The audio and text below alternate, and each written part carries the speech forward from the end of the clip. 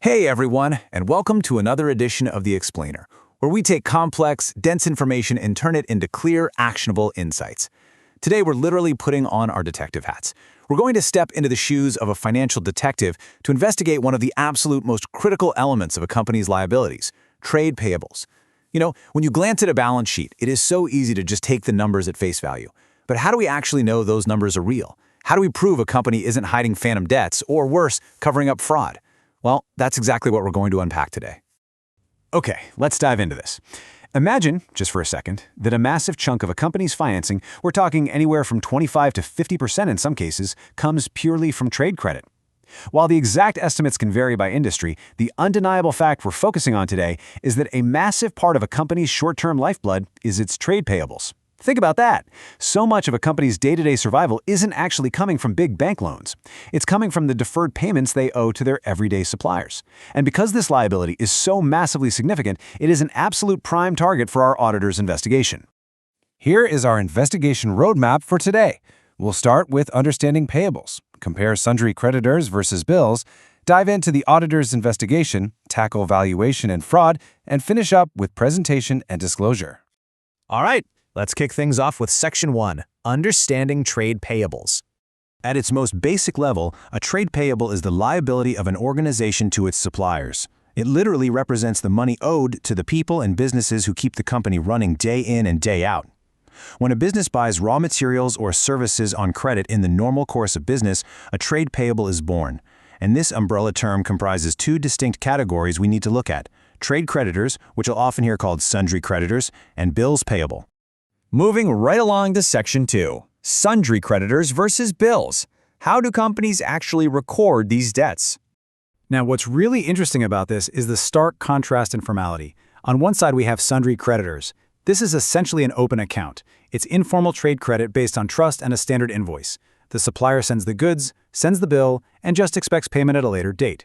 But on the flip side, we have bills payable. These are highly formal, negotiable instruments used by creditors to officially discharge their liabilities. Basically, a creditor accepts a bill in favor of the debtor, our client in this case, legally committing to it. Both are trade payables, sure, but the paper trail they leave behind is completely different. Which brings us to Section 3, the auditor's investigation. It is time to step onto the scene and verify management's claims. Any good detective needs a rigorous methodology, right? Well, auditors use a strict framework of assertions. Think of this as our ultimate checklist to ensure liabilities aren't just made-up phantom debts. After first checking if an effective internal control system exists, we have to verify 6 things. Existence. Is the debt actually real? Rights and obligations. Does the company truly owe it? Cutoff. Is it recorded in the exact right time period? Completeness. Is anything suspiciously missing? Valuation. Is the math exactly right? And finally, presentation and disclosure. Is it legally formatted for the public? And this brilliantly illustrates exactly how an auditor verifies that rights and obligations piece of the checklist. An auditor doesn't just glance at a number on a spreadsheet and call it a day. They trace the physical paper trail. They examine the original invoice, then look at the internal goods inward book to prove the goods actually arrived or that services were provided in due course. And finally, they check the purchase day book. This unbroken chain proves the company truly received the economic benefit, complied with the supplier's contract terms, and genuinely owes the cash. So how do we build an airtight case for existence and completeness? Well, an auditor cannot just take the company's word for it. To prove the debts exist and the list is complete, auditors verify internal ledgers against detailed schedules provided directly by management. And get this, if the ledgers are maintained under a self-balancing system, information from the general ledger is specifically cross-verified from the creditor's ledger control or adjustment account. But the real detective work? With the client's permission, auditors will actually reach out and contact selected creditors directly. They ask the supplier point blank to confirm the amount payable, ensuring absolutely no trade creditor is mysteriously excluded from the books. Next on our list is the cutoff. The balance of sundry creditors must represent only the balances outstanding on the exact date of reporting. If the financial year ends on March 31st, an invoice for goods received on April 2nd absolutely cannot be sneaked into the prior year's payables. Auditors have to be extra cautious here, rigorously scrutinizing transactions right near the end of the year to ensure a perfectly clean cutoff. All right, shifting gears to Section 4, Valuation and Fraud Detection. Verifying a debt exists is one thing, but nailing down the exact numerical value is where things get really intense. You see, calculating the exact value of a payable is absolutely not just about adding up purchase invoices. The auditor must meticulously check the return outward book. If the company returned defective goods to the supplier, was the payable correctly reduced and posted to the creditor's accounts? And what if the supplier offered a discount? The auditor actually has to dig into the direct correspondence with the creditors to ensure any negotiated discounts are properly accounted for so the final valuation is accurate to the very penny. Now let's pause for a second. With all these moving parts, the invoices, the returns, the correspondence for discounts, is there a risk of fraud just hiding in plain sight within these payables? Absolutely. There is a huge risk. So the crucial point here is knowing how to spot the red flags. If there is an amount payable to a specified creditor that has been outstanding for a remarkably long time, or, and this is a big one, if a check was issued to a creditor but hasn't been encashed for a long time, it demands immediate examination. I mean, why wouldn't a supplier cash a check? Is it a dummy supplier created to quietly siphon funds? Examining these bizarre anomalies is exactly how auditors avoid the possibility of fraud. Finally, we arrive at Section 5, Presentation and Disclosure. Once the auditor clears the red flags and verifies everything, how are these numbers legally required to be presented? Under Part 1 of Schedule 3 of the Companies Act 2013, a company can't just lump everything into one giant debts category. Trade payables must be specifically shown under current liabilities, but even more importantly, they must be strictly segregated. The company has to clearly separate the total outstanding dues of micro and small enterprises from the dues of all other creditors. This is a vital, non-negotiable legal disclosure designed specifically to protect smaller businesses. But the transparency doesn't stop at the balance sheet. The rules dictate that the Notes to Accounts section must include all other relevant information. This means that every crucial piece of qualitative information about these debts has to be openly disclosed in the notes. Total transparency is the ultimate goal here. Which leaves us with one final, pretty provocative thought. We've seen the rigorous checklist today, right? From tracing goods inward books to cross-verifying ledgers to hunting down uncashed checks and demanding direct confirmations. So if a financial detective stepped into your business, or maybe a business you invest in, and audited the payables today, what story would that paper trail tell? Would it be a pristine story of clean cutoffs and perfect valuation, or would there be red flags hiding deep in the ledgers? Process of auditing bills payable. It's a really fascinating area because, we aren't just staring at numbers on a page. We're actually verifying the reality and legal standing of a company's written promises to pay. Here is our roadmap for the investigation. We'll be covering verifying bills payable, proving existence and rights, ensuring cutoff and completeness, validating the true value, and wrapping up with proper presentation and disclosure. Let's get to it. Part 1, Verifying Bills Payable. Let's set the stage and figure out exactly what our mission is here. So, what are we actually looking at?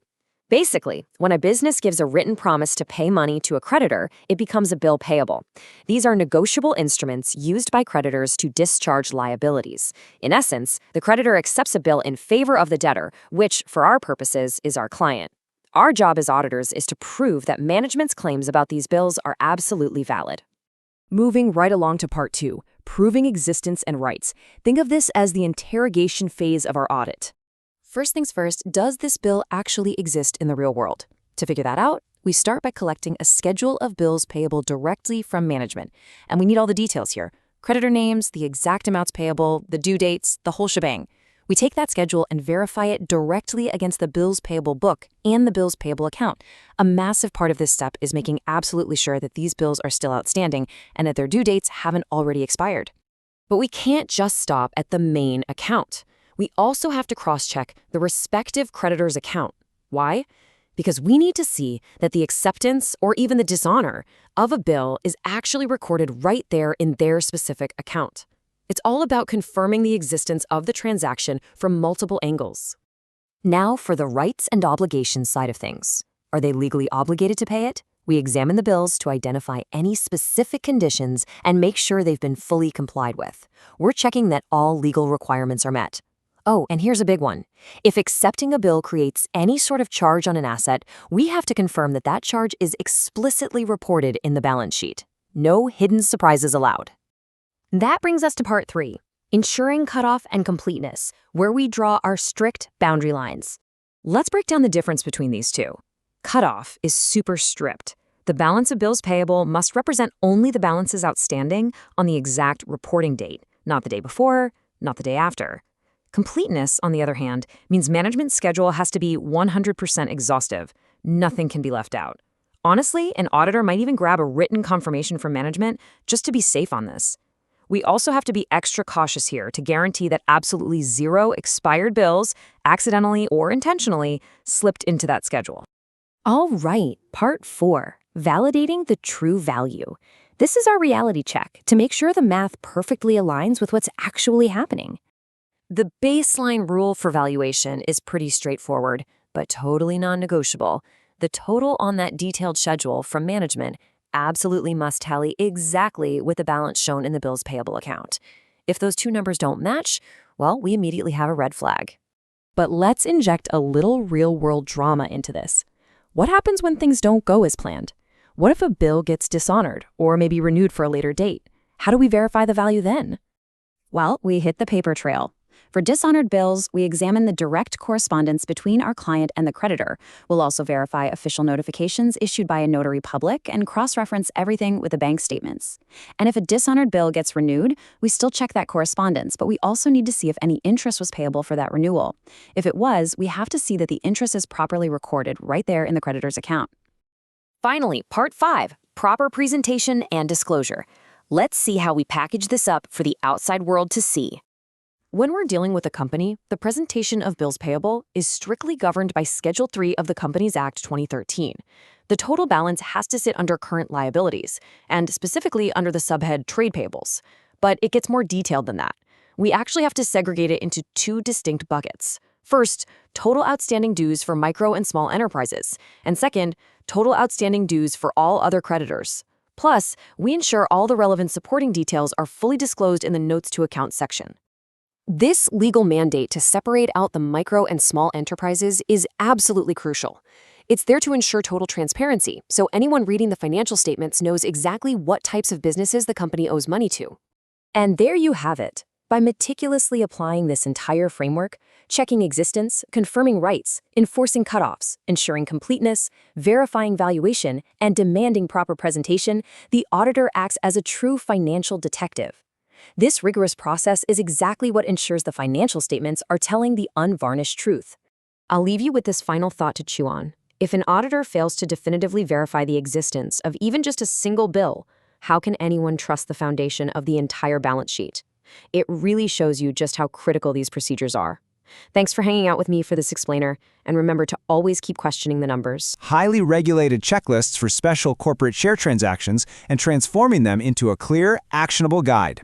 Whether you're studying corporate accounting or you're already out there in the trenches, navigating the Companies Act can be, frankly, a bit daunting. But we're going to break down exactly what you need to look for step by step. Think about it. As an auditor, you're essentially the ultimate corporate detective. What exactly is your job when a company decides to alter its capital structure, split its existing shares, or issue completely new types of shares?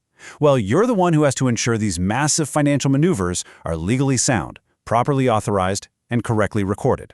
So let's build your master checklist today. Here's our agenda for today. We'll start with the auditor's playbook, move into altering share capital, then issuing bonus shares, splitting shares, reissuing forfeited shares, and wrap it all up with the final audit. Part 1. The Auditor's Playbook. The Golden Rules. Now, what's really fascinating here is that these 4 foundational steps apply to nearly all the transactions we're going to investigate. First, you always check if the Articles of Association actually authorize the move. Second, you hunt down the board meeting minutes. Third, you verify the ordinary resolutions passed in the general meetings, just to make sure shareholder approval was properly obtained. And fourth, you always check that the proper accounting entries were made. If you internalize these 4 steps, you've already mastered the backbone of corporate auditing. Moving right along to Part 2, Altering Share Capital. So, for an alteration under Section 61, your initial job is to walk through these first 4 chronological steps. You start with our golden rules, right? Confirming the authorization in the articles and verifying the meeting minutes. But then, you take it a step further. You need to verify that the actual copies of the memorandum and articles of association have been physically updated to reflect the change. And, being a good detective, you don't just check the boxes. You have to obtain the specific reasons why the company decided to alter its memorandum in the first place. Then, you need to look for the real-world impact of the transaction. If the company is consolidating and dividing its share capital into shares of a larger amount, you have to ask, did this consolidation change the voting percentages of the shareholders? Remember, you're protecting shareholder equity here. Furthermore, you must confirm a very specific rule. The altered share capital's denomination absolutely must be strictly more than 1 rupee. Finally, you wrap this up by verifying those accounting entries and checking that the register of members actually reflects all these new alterations. Okay, that covers the basic alteration. But how does our playbook change when a company decides to reward its shareholders and issue bonus shares? Let me tell you, this is where the rules get significantly tighter. Part 3. Issuing bonus shares. The crucial point here is understanding exactly what a bonus share legally is under Section 63 of the Act. Basically, these are fully paid-up shares given to existing members. But there are some really strict restrictions. They absolutely cannot be issued by capitalizing reserves that were created just by revaluing assets, and has to come from genuine profits or share premium. And perhaps most importantly, a company cannot issue bonus shares in lieu of a regular dividend. As an auditor, you're the gatekeeper ensuring they don't blur these lines. Just like before, we start our audit trail by relying on our golden rules. You check the articles for authorization, and you verify the board and general meeting minutes. Then you dive into the issuance itself. You've got to confirm the company has issued these shares as fully paid up and that they were issued exclusively to existing members, not to outside parties. Next up, you put that detective hat back on and run what I call the no-default conditional checks. Look, a company cannot just hand out bonus shares if its financial house is on fire. You must check that the company has made absolutely no default in the payment of interest or principal regarding fixed deposits or debt securities. Furthermore, you have to verify they haven't defaulted on their employees' statutory dues. We're talking things like provident fund contributions, gratuity, and employee bonuses. Lastly, if the company has any partly paid up shares sitting out there, those must be made fully paid up before a bonus issue can proceed. Moving into Part 4, Splitting the Shares. Now, this brilliantly illustrates our golden rules in action. For a stock split, your audit procedure is almost entirely focused on verifying those core fundamentals. You confirm the articles authorize it, you verify the minutes from the board and general meetings to ensure member approval, and you double-check that the memorandum and articles have been officially updated. Finally, you meticulously verify that the proper accounting entries have been passed and that the register of members reflects the newly split shares. It's a very clean, chronological verification. That brings us to Part 5, Reissuing Forfeited Shares. Here, your very first step is to check the Articles of Association, but specifically to ascertain the Board of Directors' authority to actually reissue forfeited shares. Next, you check the relevant board resolutions. Then comes the critical financial tracking. You must carefully vouch the amounts collected from the new persons to whom the shares have been allotted, and verify the specific entries recorded for this reallotment. Now, here is where a really specific math check is required by law. As the auditor, you have a strict equation to balance. You must verify that the total money received from the new buyer, combined with whatever the previous defaulting owner already paid prior to forfeiture, is altogether not less than the par value of the shares. If it's less, the company is effectively issuing shares at a prohibited discount, which is a massive red flag. To complete this section, you have to trace exactly where the money goes. You need to verify that any surplus amount arising from this reissue is credited straight to the capital reserve account. And here's a huge compliance trap to watch out for. If partly paid shares are forfeited for non-payment and then reissued to the new buyer as fully paid, the law actually considers this an allotment at a discount. Because of this, you as the auditor must ensure strict compliance with Section 53 of the Companies Act, which strictly governs and generally prohibits the issue of shares at a discount. You have to ensure everything is totally above board. And finally, Part 6, the final audit. Ultimately, diligently following this structured playbook is about so much more than just ticking boxes on a checklist. It ensures that you, the auditor, act as the vital guardian of corporate transparency and regulatory compliance. You're protecting the shareholders, the employees, and honestly, the integrity of the market itself. Which leaves us with one final, critical thought to explore next time. If an auditor overlooks just a single board resolution or fails to notice a minor default in employee statutory dues, could millions of dollars in corporate share transactions be rendered completely void by the regulators? It's a high-stakes game for sure, and that's why the playbook we covered today is absolutely essential. Today, we're stepping into the shoes of a financial detective to investigate the strict legal rules and exact audit procedures for handling debentures.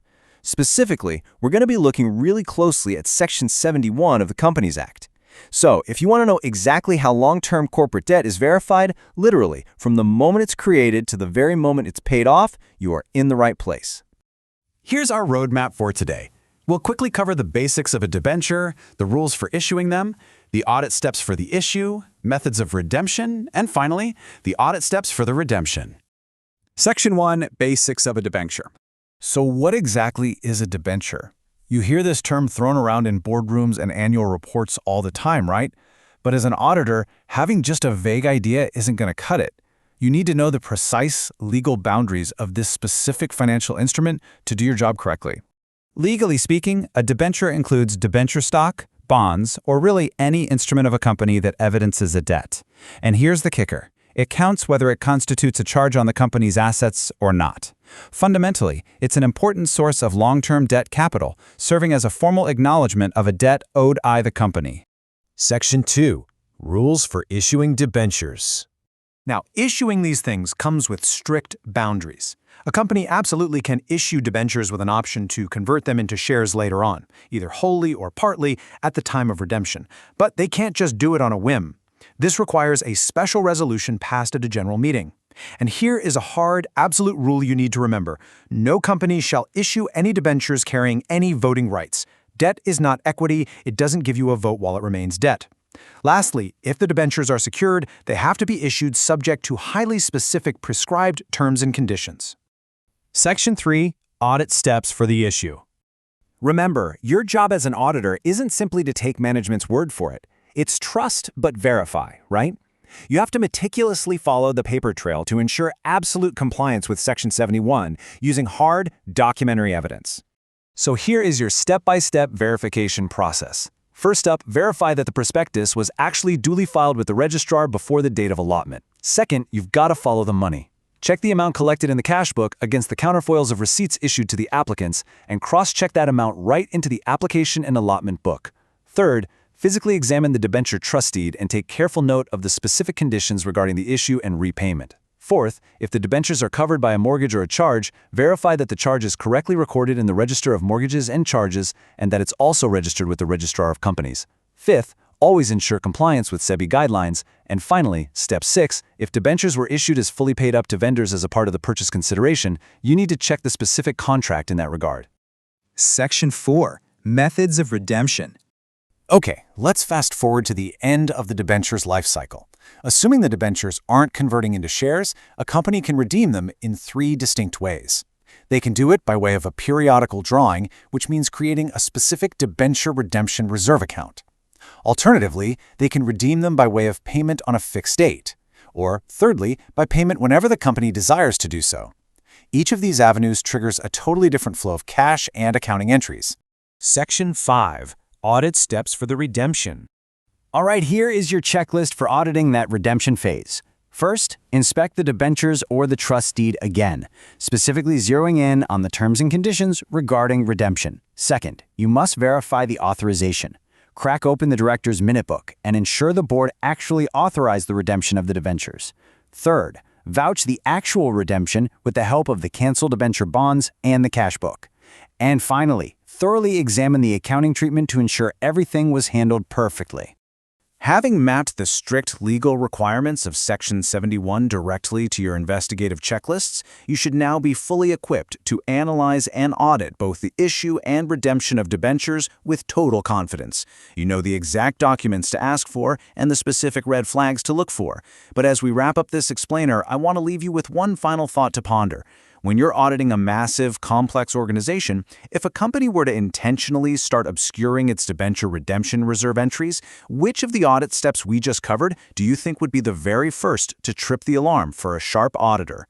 And we're going to be looking at a company's profits in a slightly different way. We're not just talking about numbers on a balance sheet here. Think of those profits as a heavily guarded, locked vault. Now, obviously, investors absolutely love a good payout, right? But a company can't just swing those vault doors wide open and start tossing cash into the crowd whenever it feels like it. It doesn't work that way. So we're going to break down the strict legal mechanics of the Companies Act 2013. This is the law that dictates exactly how, when, and from where a company can legally distribute its profits to shareholders. Right, let's jump straight into the playbook for today. We'll be covering the standard play, saving for the future, the rainy day play, the 4 golden rules, and we'll wrap things up with the early bird play. Starting off with Section 1, the standard play. Where exactly does the money come from? Now, before we get completely lost in the legal weeds, let's just ground ourselves with a basic definition. According to the Companies Act, a dividend is, well, simply the part of the divisible profits of the company that actually gets paid out to the shareholders.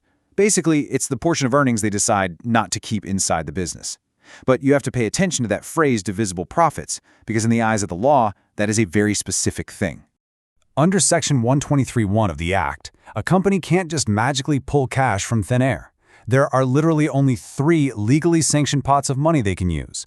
First up, they can use the current year's profits, but only after they've accounted for depreciation. Second, they can dip into profits from previous financial years, assuming depreciation was handled back then and the money just sat there undistributed. And third, well, they can use money provided by the central or state government if there's some sort of official guarantee in place. And that's pretty much it. Those are your 3 options. Now, if you follow the markets, you've probably heard people talk about companies paying dividends out of their reserves. This usually relates to that second source we just mentioned, those previous year's profits, which brings up a super important question. What exactly makes up a company's free reserves inside this legal vault? What's really fascinating here is what the law strictly leaves out.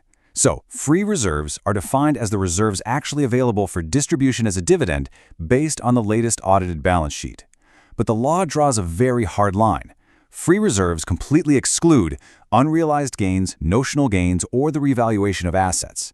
It also throws out any change in the carrying amount of an asset or liability recognized in equity, and yep, that includes fair value measurements. To put that in plain English, the money has to be real, cold, hard cash that was actually realized. You can't just, recalculate the value of your office building, claim you made $1 million on paper, and then pay that out to your shareholders. The law absolutely forbids it. Okay, moving on to Section 2, saving for the future. This is all about the transfer to reserves. So the Companies Act actually gives businesses a bit of breathing room here. Before they declare any dividend for a financial year, a company may transfer a percentage of its profits right into its reserves. The keywords here are may and appropriate. It's totally up to the company's discretion. They get to decide how much of this year's profit to squirrel away for, say, future growth, a rainy day, or emergencies before they hand over the rest to shareholders. But here's where the playbook gets really interesting. What happens if a company hits a massive wall? I mean, what if they make absolutely 0 profit this year, or even take a brutal loss, but they desperately want to keep their investors happy and keep up their reputation as a reliable dividend-paying stock? That brings us to Section 3, the rainy day play, paying from past profits. When a company finds itself with inadequate profits, or literally no profits at all, they are legally allowed to break into that free reserves vault we talked about earlier. They can declare a dividend out of the accumulated profits they earned in the good years that were transferred to free reserves. But, as you can probably guess, because this involves draining the company's ultimate safety net during a crisis, there are some major legal strings attached. So, the golden rule here is, you gotta clean up your own mess first. Section 123(1) dictates that before a company can hand out a single dime to shareholders during a bad year, it must set off any carried over past losses and any depreciation that wasn't provided for in previous years against the current year's profits. And, just to reiterate, they can only touch those free reserves. Digging into other reserve accounts? Totally off limits. Let's look at Section 4, the rule book. We're going to cover the 4 golden rules for the rainy day play. Back in 2014, the Ministry of Corporate Affairs laid out a very specific roadmap for this. To legally pull off a rainy day payout, a company has to pass 4 sequential tests. We've got the rate limit, the maximum withdrawal, the loss set-off, and finally, the minimum balance. Let's walk through exactly how these work. First up is the rate limit. To stop a panicked company from just completely emptying its reserves to appease angry shareholders during a bad year, the law actually caps the dividend rate. The payout rate cannot exceed the average rate of the dividends declared over the 3 immediately preceding years. Simple math, right? But there's one very logical exception. If the company hasn't paid out any dividends at all in those last 3 years, then this specific rule gets tossed out. Rule number 2 sets a hard ceiling on the withdrawal amount. The total cash drawn from those past accumulated profits cannot exceed 1/10, so exactly 10%, of the sum of the company's paid-up share capital and its free reserves. And that's based on the latest audited financials. You can't just swing the vault open. You're only allowed to crack it open just a tiny bit. Now, once you do withdraw that money, rule number 3 instantly kicks in, the loss set-off. Every single penny drawn must first be used to set off the losses incurred in the current financial year. Only after the bleeding is stopped can you even think about declaring an equity dividend. It just shows where the law's priorities are. Survival of the business absolutely comes before rewarding the equity shareholders. And that brings us to Rule 4, the minimum balance. After you've taken the money out to cover your losses and maybe pay that dividend, you have to check the vault one last time. The remaining balance in your reserves absolutely cannot drop below 15% of your paid-up share capital. This is the ultimate fail-safe. It ensures the company doesn't completely drain its lifeblood and accidentally trigger its own insolvency. All right, let's wrap up with Section 5, the early bird play. This is all about understanding interim dividends. So what if a company is doing great and wants to pay its shareholders before the year is even officially in the books? Well, unlike a final dividend, which you have to get approved by the shareholders at an annual general meeting, an interim dividend is controlled entirely by the board of directors. They have the power to declare it during any financial year, or literally any time between the close of the financial year and the upcoming AGM. It's a great tool for leadership to quickly reward their investors when things are going well. But again, the board can't just print money for this. They are restricted to 3 internal sources. They can tap into the surplus sitting in the profit and loss account, they can use the profits of the current financial year, or they can use the profits generated in the current year up until the quarter right before they make the declaration. And honestly, this brilliantly illustrates how the Companies Act builds in safety brakes even for these early payouts. If the company is having a profitable year, the board has a lot of freedom. No strict average rate cap is enforced. But if the company has actually incurred a loss during the current year up to the preceding quarter, boom, a strict cap engages. In that loss scenario, the interim dividend rate absolutely cannot be higher than the average of the dividends declared in the preceding 3 financial years. The law automatically pumps the brakes if it senses the company is bleeding money. So as we lock the dividend vault back up, the big takeaway here is how the Companies Act 2013 performs this really delicate balancing act. It gives companies the tools to attract investors with consistent payouts, even when times get tough. But through things like mandatory depreciation set-offs, strict 10% withdrawal limits, and that hard 15% reserve floor, it aggressively shields the company from making short-sighted decisions that could wreck its financial health. Which really leaves us with a fascinating question to chew on. If a company decides to execute the rainy day play, and they pay out past profits just to keep investors happy, but in doing so they drain their reserves right down to that absolute 15% legal floor, are they actually unlocking value for their shareholders, or are they just sacrificing their long-term safety net for a quick round of applause? Definitely something to think about the next time you see a company declare a dividend during a down year. If you own shares, you've probably received a dividend at some point, but you might not realize the massive, heavily regulated legal machinery operating behind the scenes just to get that money into your bank account. Today, drawing directly from the strict regulations laid out in Sections 123, 124, and 125 of the Companies Act 2013, we're going to explore this fascinating life cycle. Trust me, it is quite literally a ticking clock.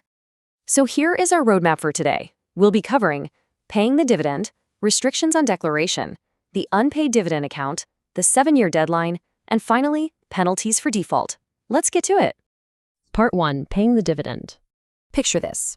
You're a shareholder, waiting on a payout. While the moment a dividend is declared, the law kicks in immediately to make sure you get paid fast. There's zero room for a company to just drag its feet. Section 123, subsection 4 of the Act mandates that the total amount of the dividend, including interim dividends, must be deposited into a totally separate scheduled bank account. And here's the kicker. They have exactly 5 days from the date of declaration to do this. 5 days flat. This ensures the company actually sets the cash aside and doesn't just use your money for day-to-day operations while making you wait. Now, how do you actually get that money? The law, specifically Section 123.5, is super strict here. That payment has to go directly to the registered shareholder, to their order, or to their banker, and it absolutely has to be paid in cash. Meaning, no, a company cannot just mail you a box of their unsold inventory and call it a dividend. Of course, cash today usually means a check, a dividend warrant, or an electronic transfer. There is, however, one really cool exception to this cash-only rule. A company is completely allowed to capitalize its profits or reserves to issue fully paid-up bonus shares to members instead.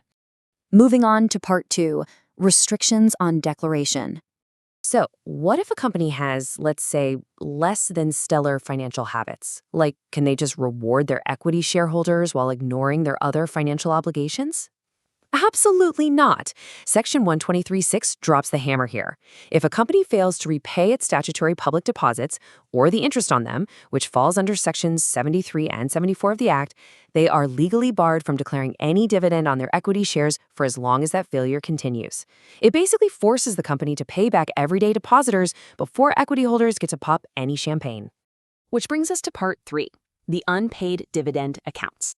But things don't always go according to plan, right? What happens when a dividend gets lost in the mail or an electronic transfer bounces? It happens way more often than you'd think. Maybe you moved to a new house and forgot to update your address with the registrar. Well, the company can't just quietly absorb your money back into their profits. No way. A very strict secondary legal countdown begins to protect your funds. Here's how the ticking clock of Section 124 operates. First, there's a 30-day timer starting from the date of declaration. If those 30 days pass and the dividend remains unpaid or unclaimed, the company has exactly 7 days to move that unpaid amount out of that initial bank account into a highly specific special account called the unpaid dividend account at a scheduled bank. Once they make that transfer, the clock resets to a 90-day deadline. Within those 90 days, they have to prepare a detailed statement with the names, last known addresses, and owed amounts of every unpaid shareholder and actually publish it right on their website so people can track down their money. And if the company drags its feet and misses that crucial 7-day transfer window, well, the law hits them where it hurts. They get slapped with a 12% interest penalty per annum on whatever amount wasn't transferred in time. And the best part about this, that 12% doesn't go to the government, it accrues directly to the benefit of the unpaid members in proportion to what they are owed. Not a bad little consolation prize. Let's look at Part 4, the 7-year deadline. Now, even when your money is sitting safely in that special unpaid dividend account, it doesn't just sit there forever, waiting for you to eventually remember it. A much longer countdown has started. If those funds sit unclaimed or unpaid for 7 consecutive years, it triggers the final and honestly the most drastic phase of this corporate life cycle. After exactly 7 years from the date of that initial transfer, Section 124(5) comes into play.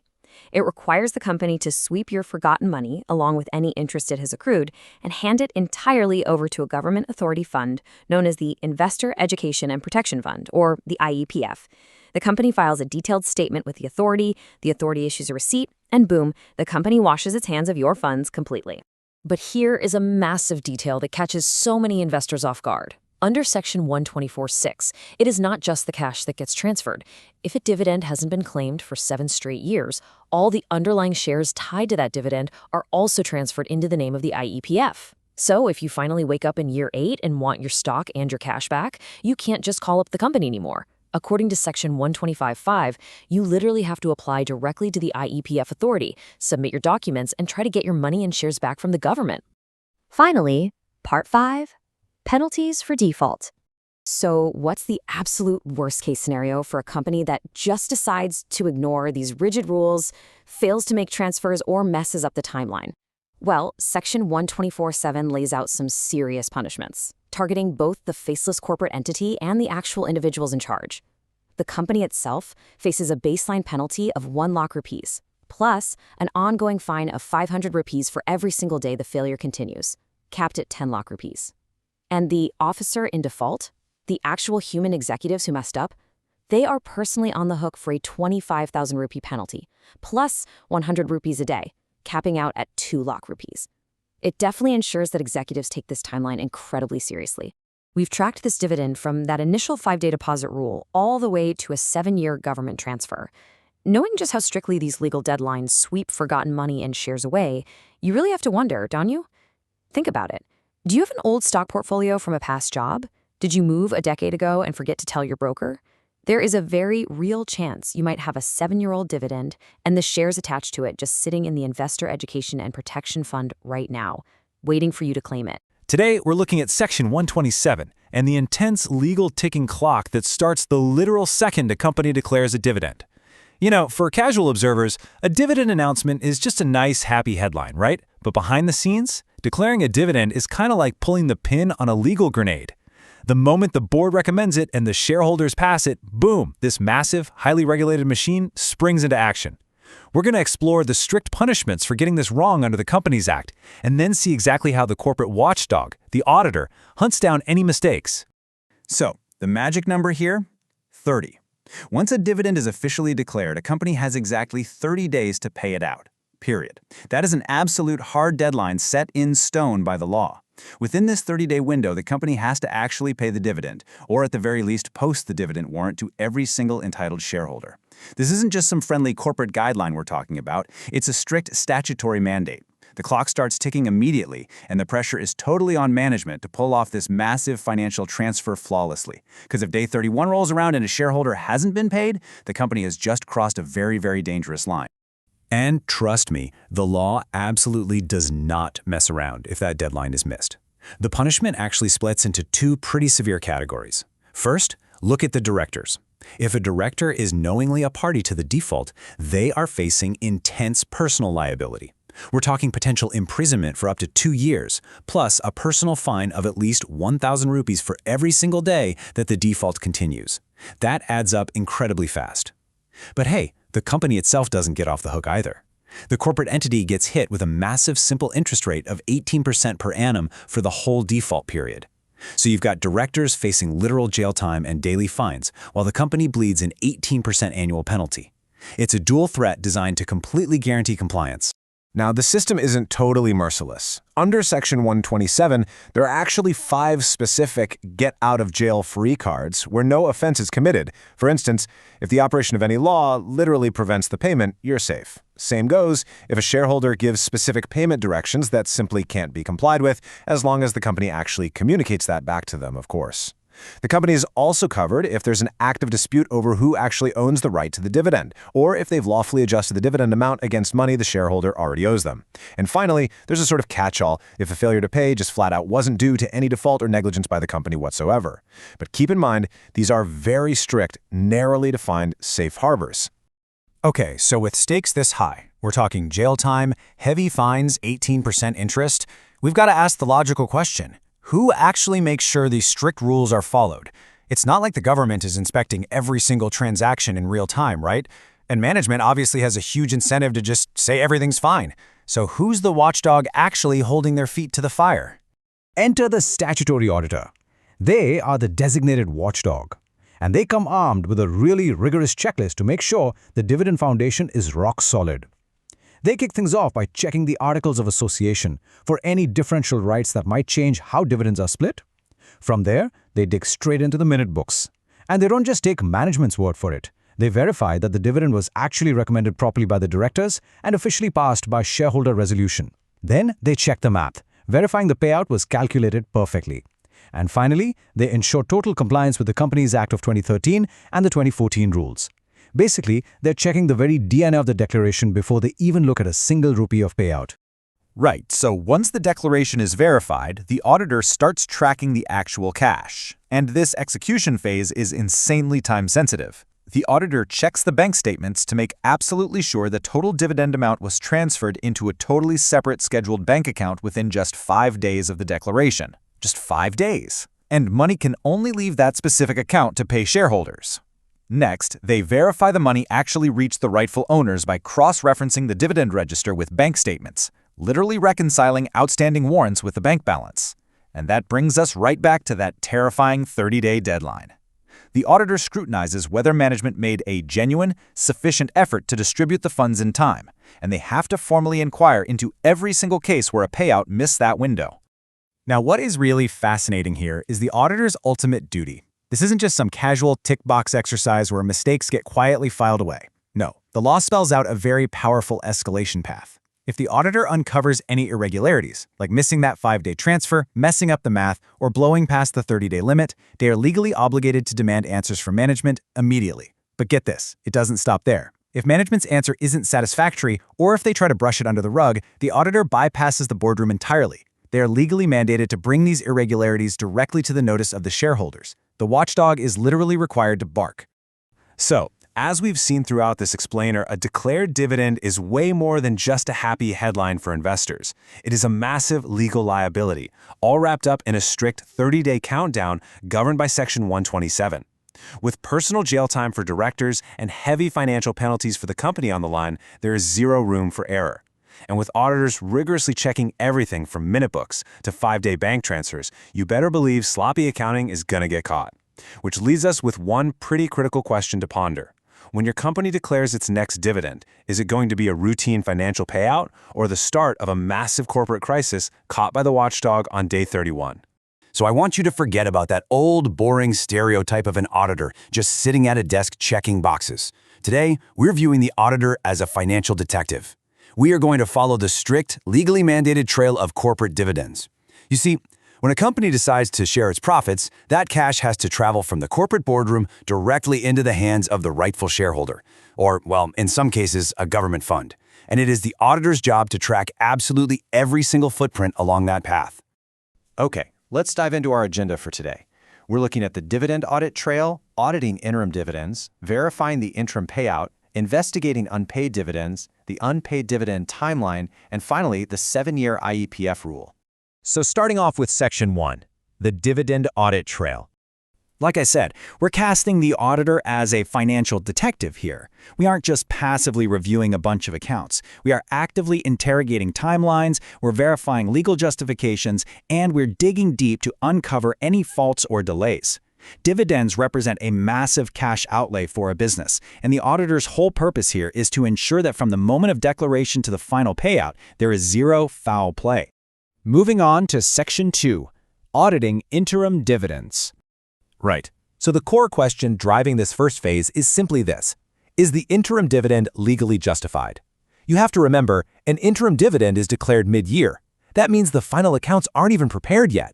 Because of that, the auditor really has to adopt a highly critical mindset. They must strictly appraise the company's justification for making this payout based purely on those interim accounts. To actually answer that question, the auditor performs 3 very exact procedural checks. Step 1, they examine the Articles of Association to see if paying an interim dividend is actually even permitted by the company's rules. Step 2, they dig into the minute book of the directors' meetings to verify the actual resolution that approved the payment. And Step 3, they critically appraise that financial justification we just talked about. The auditor checks all of this before a single penny is allowed to move. Section 3, verifying the interim payout. This entire phase literally hinges on a single number, 5. The law mandates that the exact amount of the interim dividend has to be deposited in a scheduled bank in a completely separate account within exactly 5 days from the date of declaration. Not 6 days, not a week, 5 days. The auditor checks the bank statements closely to ensure complete compliance with this incredibly tight, ticking clock. Now, once the money is sitting safely in that separate account, the auditor must ensure it's actually been paid out to the rightful owner. They do this by relying on the dividend register and cross-referencing it with the bank statements. Finally, the auditor performs a strict reconciliation of any outstanding dividend warrants against both the dividend register and the balance left over in that bank account. Every single fraction of a share's payout has to be accounted for. Which brings us to Section 4, investigating unpaid dividends. Let's pivot our investigation to what happens when the money simply doesn't reach the shareholder. When a dividend goes unpaid, the auditor begins by collecting what is essentially a suspect list. They have to obtain a detailed statement or list for management containing every specific detail. We're talking shareholder names, the exact dividend amount payable to them, the specific dividend warrant number, and crucially, the exact reason why this dividend remains unpaid in the first place. All of this information leads to a critical inquiry. Was it the company's fault? The auditor actually has a statutory duty to conduct an inquiry to identify if the company messed up, and if they did, the auditor needs to know what action has been taken against them. More importantly, they have to verify if the company has deposited any required interest and penalties due to that fault. But obviously, the auditor can't just take management's word for it. They must gather and cross-reference the hard evidence. So they take that statement provided by management and verify it against supporting documents, things like the dividend register, the physical returned warrants that bounded back in the mail, and the bank statements. Through this cross-referencing process, the auditor determines whether the unpaid dividend amount has been completely and accurately calculated. All right, moving to Section 5, the unpaid dividend timeline. There is a very strict legal timeline here that you need to know.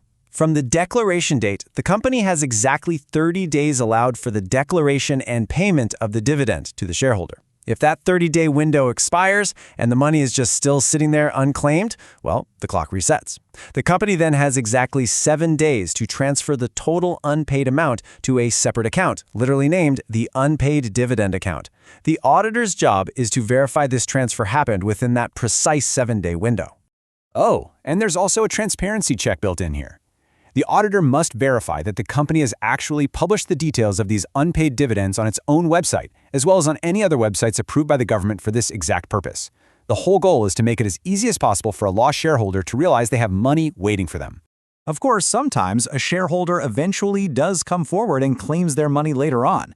When this happens, it triggers yet another audit procedure. Any payment of a previously unpaid dividend has to be explicitly verified by the auditor. They do this to ensure that the late payout actually went to the verified rightful owner and not to some fraudulent claimant trying to game the system. Finally, Section 6, the 7-year IEP fund rule. This right here is the ultimate destination for our absolute coldest cases. IEPF stands for the Investor Education and Protection Fund. It's a special fund established by the government. The rule here is absolute. In case any amount of a dividend remains unpaid or unclaimed for more than 7 years, the auditor must verify that the principal amount, along with any interest accrued on it, has been transferred by the company straight into the IEPF. But wait, here is where the audit trail takes its final really interesting turn. We call it the dual transfer rule. The auditor doesn't just check the cash. They must also verify that all the actual underlying shares, the actual stock in respect of which the dividend has remained unpaid for those 7 years, have also been transferred to the IFPF. So the government takes control of the unpaid money and the underlying shares, and the auditor verifies this entire total transfer was executed perfectly. Which leaves us with this final thought. If an auditor doesn't track every single day of this dividend life cycle, from that initial 5-day deposit rule all the way down to the 7-year IEPF transfer, who is protecting the rightful owner's wealth? The strict statutory procedures we've explored today, they aren't just bureaucratic red tape. They are the essential guardrails that ensure fairness, transparency, and trust in the entire financial system. It's an absolutely fascinating trail to follow. Keep this framework in mind the next time you look at a company's financials. Thanks for joining me on this explainer.